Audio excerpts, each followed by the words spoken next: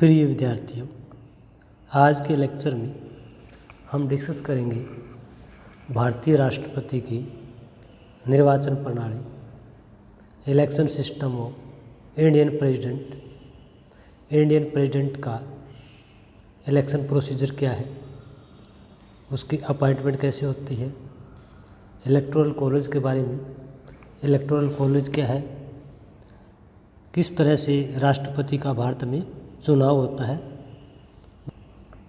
सबसे पहले हम संघीय कार्यपालिका के बारे में कि भारत में यूनियन एग्जीक्यूटिव का स्ट्रक्चर कैसा है। संघीय कार्यपालिका में प्रेसिडेंट और वाइस प्रेसिडेंट है और सबसे शीर्ष स्थान जो है वो राष्ट्रपति का है, जिसे हेड ऑफ द स्टेट कहा जाता है। भारत का राष्ट्राध्यक्ष, राष्ट्रपति के बाद उपराष्ट्रपति के बाद फिर हम संघ सरकार, राज्य सरकार और संघीय क्षेत्रों के बारे में जानेंगे। संघ सरकार में प्रधानमंत्री है और उसकी मंत्रिपरिषद है। संघ सरकार में संसद है, जिसके 2 सदन हैं, लोकसभा और राज्यसभा। सर्वोच्च न्यायालय है। संघ क्षेत्र में उपराज्यपाल, मुख्य आयुक्त, चीफ कमिश्नर बोलते हैं इसे, प्रशासक, मुख्यमंत्री, जैसे दिल्ली और पुडुचेरी में मुख्यमंत्री है। बाकी यूनियन टेरिटरीज में और लेजिस्लेचर है, विधानमंडल है, उच्च न्यायालय। इसके साथ साथ संघीय कार्यपालिका का जो स्ट्रक्चर हम देखते हैं तो उसमें राज्य सरकार भी है। राज्य सरकार में राज्यपाल हेड ऑफ द प्रोविंस या स्टेट, प्रदेश का राज्याध्यक्ष संवैधानिक अध्यक्ष है, मुख्यमंत्री शासनाध्यक्ष है और राज्य विधानमंडल में फिर 2 सदन है। विधानसभा जो राज्य की, प्रदेश की, संघीय इकाई की जनता का प्रतिनिधित्व करता है। और दूसरा जो है विधान परिषद है, जिसके कुछ सदस्य राज्यपाल द्वारा, कुछ अध्यापकों के द्वारा, स्नातकों के द्वारा और विधानसभा के सदस्यों के द्वारा चुने जाते हैं। और राज्य में उच्च न्यायालय है और उच्च न्यायालयों के साथ साथ डिस्ट्रिक्ट लेवल पर, सब डिवीज़न लेवल पर निम्नतम न्यायालय भी है। तो ये राज्य की, देश की एक प्रकार से संघीय संरचना है, क्योंकि भारत में संघीय शासन प्रणाली को अपनाया गया है और संघीय शासन प्रणाली में राष्ट्रपति का स्थान सर्वोच्च है। राष्ट्रपति देश का सर्वोच्च शासक है, देश का संवैधानिक अध्यक्ष है, कॉन्स्टिट्यूशनल हेड बोला जाता है उसे। इसके साथ साथ राष्ट्रपति को नॉमिनल हेड भी माना जाता है, नाममात्र का अध्यक्ष, क्योंकि संघ सरकार की सारी शक्तियाँ प्रधानमंत्री के पास है। जो एग्जीक्यूटिव पावर है वो इंडियन प्राइम मिनिस्टर के पास है। इसलिए संघ की समस्त कार्यकारी शक्तियों का प्रयोग प्रधानमंत्री और उसकी मंत्रिपरिषद करती है, लेकिन वास्तव में वो राष्ट्रपति के नाम पर होती है। भारतीय राष्ट्रपति की संविधान के अनुच्छेद 52 में व्यवस्था की गई है पद की, और अनुच्छेद 53 में राष्ट्रपति की कार्यकारी शक्तियों का प्रयोग के बारे में व्यवस्था की गई है कि वह स्वयं भी कर सकता है और अधीनस्थ पदाधिकारियों के माध्यम से भी कर सकता है। आर्टिकल 74 के अकॉर्डिंग राष्ट्रपति की एड और एडवाइस के लिए प्रधानमंत्री एवं उसकी मंत्रिपरिषद की व्यवस्था की गई है। राष्ट्रपति के चुनाव से संबंधित इलेक्शन सिस्टम की व्यवस्था आर्टिकल 54 और 55 में की गई। आर्टिकल 54 और 55 में निर्वाचन पद्धति के बारे में बताया गया है कि राष्ट्रपति का जो चुनाव है वो अप्रत्यक्ष होगा। डायरेक्ट जनता जो है राष्ट्रपति के चुनाव में भाग नहीं लेगी। उसका चुनाव सिंगल ट्रांसफरेबल वोट सिस्टम से इलेक्टोरल कॉलेज के द्वारा होता है, जिसे निर्वाचक मंडल कहते हैं। निर्वाचक मंडल में लोकसभा राज्यसभा और राज्य विधानसभाओं के सभी निर्वाचित सदस्य होते हैं। इस निर्वाचक मंडल में मनोनीत सदस्यों को अधिकार नहीं दिया गया है। जैसे लोकसभा में भारत का राष्ट्रपति 2 एंग्लो इंडियन कम्युनिटी के सदस्यों को मनोनीत करता है। राज्यसभा में राष्ट्रपति 12 सदस्यों को मनोनीत करता है। और जिस राज्य में एंग्लो इंडियन कम्युनिटी को उस राज्य की विधानसभा में रिप्रेजेंटेशन प्राप्त न हुआ हो तो उस राज्य का राज्यपाल एक सदस्य एंग्लो इंडियन कम्युनिटी का मनोनीत कर सकता है। तो इन सभी मनोनीत सदस्यों को राष्ट्रपति के चुनाव में भाग लेने का अधिकार नहीं है। केवल निर्वाचित सदस्यों को ही राष्ट्रपति के चुनाव में भाग लेने का अधिकार है। और इन सभी सदस्यों के सामूहिक मंडल को निर्वाचक मंडल कहा गया है। भारत में राष्ट्रपति की चुनाव प्रणाली बहुत ज़्यादा जटिल है। इसको समझने में थोड़ा सा आपको टाइम लग सकता है। तो राष्ट्रपति की चुनाव जटिल इसलिए है कि इसमें कई प्रकार के स्टेप है। इसकी विधि जो है काफ़ी जटिल है। इसमें डायरेक्ट एक सदस्य एक वोट नहीं डालता है, बल्कि वोट की वैल्यू होती है। जैसे एक विधानसभा के सदस्य के मत का मूल्य है।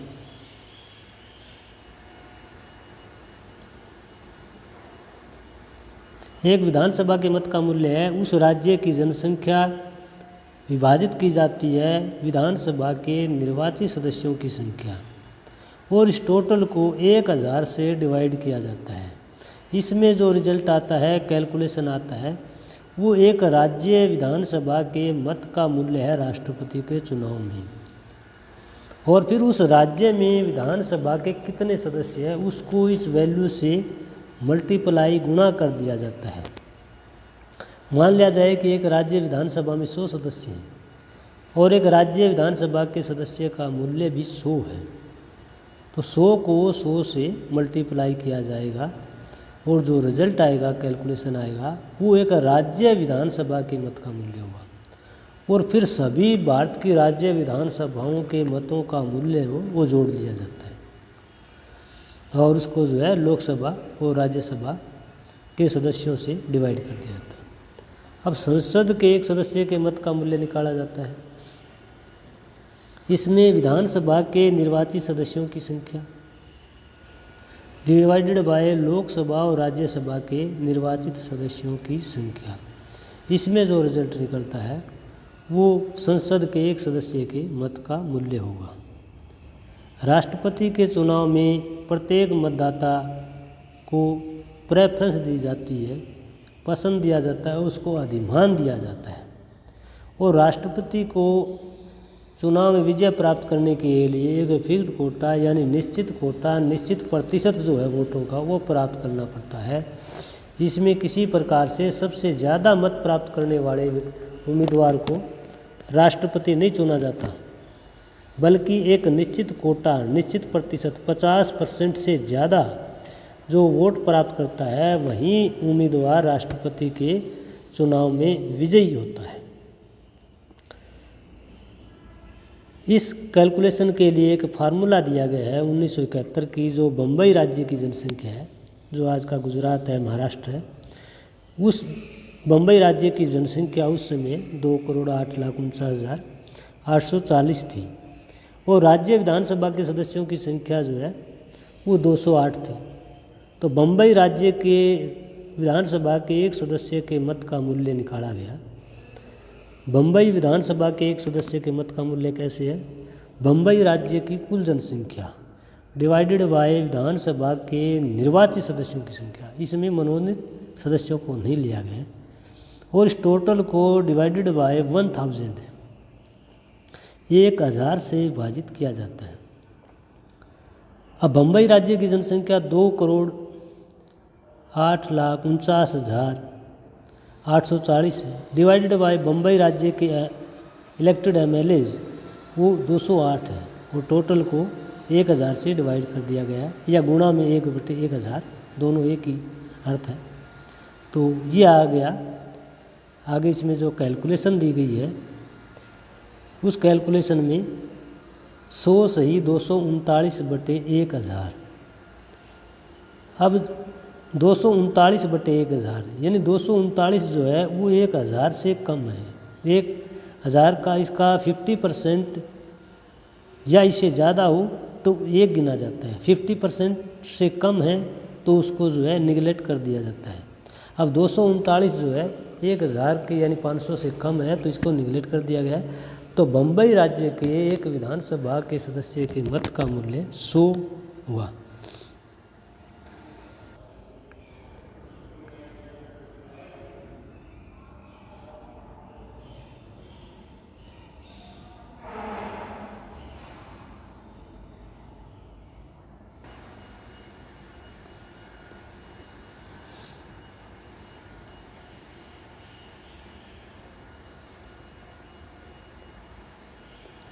और ख नामक उम्मीदवार को पहली पसंद में 30,000 मिलते हैं, ग नामक उम्मीदवार को पहली पसंद में 18,000 और घ नामक उम्मीदवार को पहली पसंद में 12,000 मिलते हैं। तो उम्मीदवारों की मत प्राप्ति के आधार पर चारों उम्मीदवारों में से किसी को भी निश्चित कोटा प्राप्त नहीं हुआ है, क्योंकि निश्चित कोटा का एक फार्मूला दिया गया है। टोटल 1 लाख वोट जो है पोल हुए हैं उसमें स्थानों की संख्या 1 डिवाइड +1 और टोटल +1, तो ये हुआ 1,01/2, यानी 50,001 वोट जो है इनमें से किसी कैंडिडेट को प्राप्त नहीं हुए। ए नामक कैंडिडेट को 40,000 सबसे ज़्यादा वोट प्राप्त हुए हैं, लेकिन जो फिक्स्ड कोटा है 50,001 का वो ए नामक उम्मीदवार को प्राप्त नहीं हुआ, इसलिए अभी ए को विजयी घोषित नहीं किया जाएगा। सबसे इसका जो तरीका है कि सबसे कम जो मत प्राप्त होते हैं उस उम्मीदवार को चुनावी मतगणना से बाहर निकाल दिया जाता है, और ये प्रक्रिया तब तक चलती रहती है जब तक किसी उम्मीदवार को 50% से ज़्यादा वोट प्राप्त नहीं होते। तब तक जो नीचे वाला उम्मीदवार है जिसके सबसे कम पसंद आती है उसकी अगली पसंदों को ऊपर वाले उम्मीदवारों में विभाजित कर दिया जाता है। तो इस जो मतगणना है उसमें घ नामक उम्मीदवार है उसको केवल 12,000 वोट प्राप्त हुए हैं, तो इसलिए सबसे कम मत प्राप्त होने के नाते इस पहली पसंद को जो अगली पसंद है वो ऊपर वाले 3 उम्मीदवारों में बांट दिया जाएगा। इसको इन 12,000 में मान लिया जाए क नामक उम्मीदवार को जो नेक्स्ट पसंद है वो 2,000 प्राप्त हुए हैं, ख नामक उम्मीदवार को 9,000 प्राप्त हुए हैं और ग नामक उम्मीदवार को 1,000 प्राप्त हुए हैं। तो इस प्रकार से अब क के पास जो है 42,000 वोट हो गए, ख के पास 39,000 वोट हो गई और ग के पास 19,000 वोट हो गई। अभी भी जो है 50,001 वोट किसी भी कैंडिडेट को प्राप्त नहीं हुए। तो ये प्रक्रिया जो है बार बार दोहराई जाएगी कि जो लास्ट कैंडिडेट है जिसके वोट सबसे कम है उसको चुनावी चक्कर से बाहर किया जाएगा, उस कैंडिडेट की अगली पसंद देखी जाएगी। अब जो 19,000 वोट है इनकी जो अगली पसंद है वो देखी जाएगी कि अगली पसंद में वो क और ख को कितने कितने वोट देती हैं। अब उस 19,000 में मान लिया जाए क नामक उम्मीदवार के पास अब 42,000 है और ग नामक उम्मीदवार के पास 19,000 वोट हुए, तो जो ग की अगली पसंद है उसमें मान लिया जाए क को 7,000 वोट प्राप्त हुई और ख को 12,000 वोट प्राप्त हुए। तो क के पास जो है 49,000 वोट हो गई और ख के पास हो गए 51,000 वोट। तो इस प्रकार जो है पिछले 2 चरण में जो क नामक उम्मीदवार है सबसे आगे चल रहा था वो पीछे चला गया और ख नामक उम्मीदवार है वो आगे निकल गया, जिसके जो है एक फिक्स्ड कोटा प्राप्त कर लिया है। 50,001 वोटों की जरूरत थी, उसने 51,000 वोट प्राप्त कर लिए। तो ख नामक उम्मीदवार को विजयी घोषित किया जाएगा। भारत में अब तक राष्ट्रपति के 14 चुनाव संपन्न हो चुके हैं और सभी राष्ट्रपति प्रथम पसंद के आधार पर चुने गए। इसमें से केवल निर्दलीय उम्मीदवार वीवी गिरी 1969 में वो सेकंड पसंद के आधार पर निर्वाचित हुए। 1977 में हुए चुनाव में नीलम संजीवा रेड्डी को निर्विरोध चुना गया था और 14वें राष्ट्रपति के लिए 2012 के चुनाव में कांग्रेस के नेतृत्व में यूपीए के उम्मीदवार श्री प्रणब मुखर्जी और एनडीए के उम्मीदवार श्री पीए संगमा को 7,13,000 मत मूल्य अर्थात कुल वैध मतों का 69% प्राप्त हुआ। एनडीए उम्मीदवार पीए संगमा को 3,15,987 मत मूल्य यानी कुल वैध मतों का 31% प्राप्त हुआ। इस चुनाव में कुल 10,98,000 882 थे, जिसमें 10,29,075 वैध मत थे और इसमें 776 निर्वाचित सांसदों का मत मूल्य 5,49,408 मत था और विधानसभाओं के निर्वाचित 4120 विधायकों के मतों का मूल्य 5,44,779 था। श्री प्रणब मुखर्जी को चुनाव में निश्चित कोटा प्राप्त करने के लिए 50% से अधिक मत प्राप्त होने पर उन्हें चुनाव में उम्मीदवार विजयी घोषित किया गया। भारत के राष्ट्रपति के चुनाव में आर्टिकल 56 में दिया गया पदावधि के बारे में, तो राष्ट्रपति का कार्यकाल 5 वर्ष है। इससे पहले वह उपराष्ट्रपति को त्यागपत्र दे सकता है। इसके साथ साथ अनुच्छेद 61 के आधार पर महाभियोग भी उसके विरुद्ध लगाया जा सकता है और महाभियोग के द्वारा अगर प्रेजेंट और वोटिंग का 2/3 मेजोरिटी है पार्लियामेंट का, तो उसे पद से हटाया जा सकता है। पद पर कार्यकाल समाप्त होने पर भी उस समय तक बना रहता है जब तक कि उसका नवीन उत्तराधिकारी पद ग्रहण नहीं कर लेता। पुनर्निर्वाचन के बारे में व्यवस्था दी गई है आर्टिकल 57 में। एक व्यक्ति जो राष्ट्रपति पद पर है या रहा था, वह इस पद पर पुनः चुनाव के योग्य है। भारत में राष्ट्रपति के चुनाव के लिए आर्टिकल 58 में कुछ क्वालिफिकेशन दी गई है, योग्यताएं दी गई है, जैसे कि वो भारत का नागरिक होना चाहिए, उसकी आयु 35 वर्ष से कम नहीं होनी चाहिए, वह लोकसभा का सदस्य बनने की योग्यता रखता हो, या भारत सरकार या राज्य सरकार या स्थानीय सत्ता के अधीन किसी लाभ के पद पर कार्यरत न हो। आर्टिकल 59 में राष्ट्रपति के पद की कुछ शर्तें भी दी गई हैं। यदि राष्ट्रपति संसद या राज्य विधानमंडल के किसी सदन का सदस्य है, तो राष्ट्रपति के पद ग्रहण की तिथि से ये सदस्यता रिक्ति समझी जाएगी। राष्ट्रपति को संसद द्वारा पारित उपलब्धियों, भत्तों, विशेषाधिकारों का अधिकार होगा। राष्ट्रपति की उपलब्धियां और पेंशन उसके कार्यकाल के दौरान कम नहीं किए जाएंगे। राष्ट्रपति पद के उम्मीदवार का नाम 50 सदस्यों द्वारा प्रस्तावित होना चाहिए और अगले 50 सदस्यों द्वारा अनुमोदित होना चाहिए और इसके लिए उम्मीदवार की जो जमानत राशि है वो 15,000 रुपये निर्धारित की गई है। आर्टिकल 60 में राष्ट्रपति पद की शपथ के बारे में व्यवस्था की गई है कि भारत का राष्ट्रपति जो है भारतीय संविधान के समक्ष जो है विधि के परिरक्षण की, संरक्षण की, जनसेवा की, कल्याण के प्रति वचनबद्धता की शपथ लेता है। ये जो है सर्वोच्च न्यायालय के मुख्य न्यायाधीश के सामने वो शपथ लेते हैं। राष्ट्रपति के विरुद्ध महाभियोग की व्यवस्था की गई है। ये आर्टिकल जो है 61 में दिया गया है महाभियोग के बारे में। भारतीय राष्ट्रपति के अनुच्छेद 61 में संसद द्वारा महाभियोग की व्यवस्था की गई है। इसमें संसद का आरोपी सदन कुल सदस्यों का 1/4 सदस्यों के हस्ताक्षर करवाकर प्रस्ताव को जो है 14 दिन पूर्व राष्ट्रपति के पास भेजना पड़ता है और इस अवधि के दौरान राष्ट्रपति कभी भी स्वयं या अपने अधिवक्ता के साथ लगाए गए आरोपों का जवाब दे सकते हैं। यदि उसका प्रतिकार, उसका जवाब स्वीकार कर लिया जाता है तो महाभियोग की कार्रवाई स्थगित की जाती है और यदि आरोपी सदन राष्ट्रपति के जवाब से संतुष्ट नहीं है तो वह अपने कुल सदस्यों के 2/3 बहुमत से प्रस्ताव पारित कर देता है और यह प्रस्ताव दूसरे सदन में भेजा जाता है और दूसरा सदन भी यही प्रक्रिया दोहराई जाती है। इसी तरह से तो राष्ट्रपति को पद त्याग करना पड़ता है आर्टिकल 61 के अकॉर्डिंग। भारतीय राष्ट्रपति के संबंध में रिक्त स्थान के ऊपर जो है चुनाव के बारे में व्यवस्था की गई है। यह आर्टिकल 62 में दिया गया है 62 में कि राष्ट्रपति का पद मृत्यु, त्यागपत्र या महाभियोग के कारण रिक्त हो गया है तो 6 महीने से पहले राष्ट्रपति का चुनाव करवाना होता है। राष्ट्रपति के निवास स्थान के बारे में भारत का राष्ट्रपति जो है उसको रहने के लिए निःशुल्क निवास स्थान दिया जाता है जिसे राष्ट्रपति भवन या मुगल गार्डन कहते हैं। ये देश की राजधानी नई दिल्ली में स्थित है।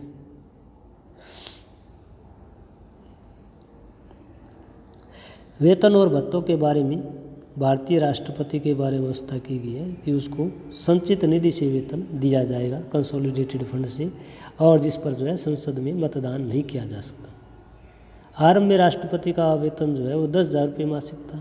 1985 में बढ़ाकर 15,000 किया गया। 1990 में इसे 50,000 किया गया, 2007 में इसे 1 लाख किया गया, 2008 में इसे 1.5 लाख किया गया और 14 फरवरी 2018 को राष्ट्रपति का वेतनमान 1,50,000 से बढ़ा करके सीधा 5 लाख रुपये प्रति मास किया गया। राष्ट्रपति को कुछ प्रिविलेजेस विशेषाधिकार दिए गए, जैसे इंग्लैंड की रानी की तरह। राष्ट्रपति को विशेषाधिकार क्या है कि उसके कार्यकाल के दौरान उसे बंदी नहीं बनाया जा सकता, उस पर न्यायालय में कोई मुकदमा नहीं चलाया जा सकता, वह अपने कार्यों के लिए न्यायालय के प्रति उत्तरदायी नहीं है, वह अपने अधिकार एवं शक्तियों के प्रयोग के लिए किसी न्यायालय के प्रति उत्तरदायी नहीं है। राष्ट्रपति के चुनाव से संबंधित विवादों के बारे में व्यवस्था की गई है। सर्वोच्च न्यायालय को ये जिम्मेदारी दी गई है। 1975 में 39वें संविधान संशोधन द्वारा ये अधिकार संसद को दिया गया, लेकिन 1978 में 44वें संविधान संशोधन के द्वारा यह अधिकार जो है फिर सर्वोच्च न्यायालय को दिया गया कि राष्ट्रपति के चुनाव से संबंधित कोई विवाद हो सीधा सर्वोच्च न्यायालय जाएगा, सर्वोच्च न्यायालय उस पर अपना निर्णय देगा। अब प्रश्न उठता है कि राष्ट्रपति को अप्रत्यक्ष क्यों निर्वाचित किया जाता है। इसके पीछे बहुत सारे कारण दिए जा सकते हैं कि भारत का राष्ट्रपति जो है वो पार्लियामेंट्री डेमोक्रेसी के लिए अप्रत्यक्ष चुनाव उसको जो है बिल्कुल अनुकूलन है, क्योंकि पार्लियामेंट्री डेमोक्रेसी में डायरेक्ट राष्ट्रपति का चुनाव नहीं किया जा सकता, क्योंकि सत्ता के दो ध्रुव हो जाते हैं, एक राष्ट्रपति और दूसरा प्रधानमंत्री। राष्ट्रपति के पास जो है नामात्र की शक्ति है, प्रधानमंत्री के पास वास्तविक शक्ति है। दूसरा ये कारण है कि इसे मंत्रिमंडल में टकराव की संभावना नहीं रहती। तीसरा, इसके चुनाव में अत्यधिक धन खर्च नहीं होता, क्योंकि एमएलए एमपी मिलकर के इनडायरेक्टली राष्ट्रपति के चुनाव में भाग लेते हैं, आम जनता इस चुनाव से दूर रहती है। एक अन्य महत्वपूर्ण कारण ये है कि राष्ट्रपति का चुनाव अप्रत्यक्ष रूप से इसलिए भी किया जाता है कि केंद्र सरकार में सत्ता के दो ध्रुव नहीं बनते। निर्वाचन विधि की कुछ विद्वानों द्वारा आलोचना की जाती है कि भारत के राष्ट्रपति के चुनाव में जो है वो चुनाव विधि बहुत जटिल है, कि एक मतदाता को, एक निर्वाचक को उतनी ही पसंद देने का अधिकार है जितने कैंडिडेट हैं, और फिर उसके लिए भी जो है एक कोटा फिक्स किया गया है, और इसके साथ साथ एक एमएलए के वोट की वैल्यू निकाली जाती है, फिर राज्य विधानसभा के सभी एमएलए के वोट की वैल्यू निकाली जाती है, उसके बाद एक एमपी के वोट की वैल्यू निकाली जाती है, और फिर सभी भारत के एमपी हैं उनके वोट की वैल्यू निकाली जाती है, फिर एमएलए और एमपी के वोट को जो है प्लस किया जाता है, और वो टोटल वैलिड वोट जो है उनको जो है एक से डिवाइड किया जाता है स्थानों की संख्या से। तो कोटा जो सिस्टम है ये काफ़ी जटिल है, क्योंकि राष्ट्रपति के चुनाव में किसी को 50% से ज़्यादा मत प्राप्त करना काफ़ी कठिन होता है। इसको लेकर बहुत सारे जो आलोचक हैं वो इसकी आलोचना करते हैं। तो आज का हमारा जो टॉपिक था बहुत ही इंटरेस्टिंग टॉपिक है। भारत में अगर सबसे कोई जटिल चुनाव प्रक्रिया है, जटिल चुनावी सिस्टम है, तो वो राष्ट्रपति का चुनाव है, क्योंकि ये काफ़ी जटिल है। इसमें जो है एक तो जो वोटर है वो एक साथ वोट एक ही डालता है, लेकिन पसंद उतनी ही निर्धारित करता है जितने उम्मीदवार हो। दूसरा, एक एमएलए की वोट की वैल्यू, एमपी के वोट की वैल्यू निकालना, और फिर उन टोटल वैलिड वोट निकालना, उसके बाद उसकी कैलकुलेशन निकालना, और फिर हर बार जब तक किसी भी कैंडिडेट को 50% से ज़्यादा वोट नहीं प्राप्त होते हैं तो तब तक जो है जो लास्ट वाला कैंडिडेट है उसको चुनाव प्रक्रिया से बाहर किया जाता है, और लास्ट वाले कैंडिडेट की जो नेक्स्ट पसंद है वो ऊपर वाले कैंडिडेट में विभाजित कर दी जाती है। और ये प्रक्रिया तब तक चलती रहती है जब तक किसी कैंडिडेट को 50% से ज़्यादा वोट प्राप्त नहीं होते। तो भारत में राष्ट्रपति की चुनाव प्रणाली काफ़ी जटिल है। इसको अगर आप 2-3 बार देखते हो, ध्यान से सुनते हो और समझते हो तो ऐसी बात भी नहीं है, ये आपको आसानी से समझ में आ जाएगा, और समझना भी चाहिए, क्योंकि राष्ट्रपति जो है भारत का प्रथम नागरिक है, और उसकी निर्वाचन प्रणाली का प्रत्येक भारतीय नागरिक को उसकी जानकारी होनी चाहिए, ये बहुत ज़रूरी है। तो आज का वीडियो कैसा लगा इस पर अपने कमेंट कीजिए। अगर पसंद आया हो तो लाइक कीजिए, सब्सक्राइब कीजिए, अपने मित्रों के साथ शेयर कीजिए। धन्यवाद।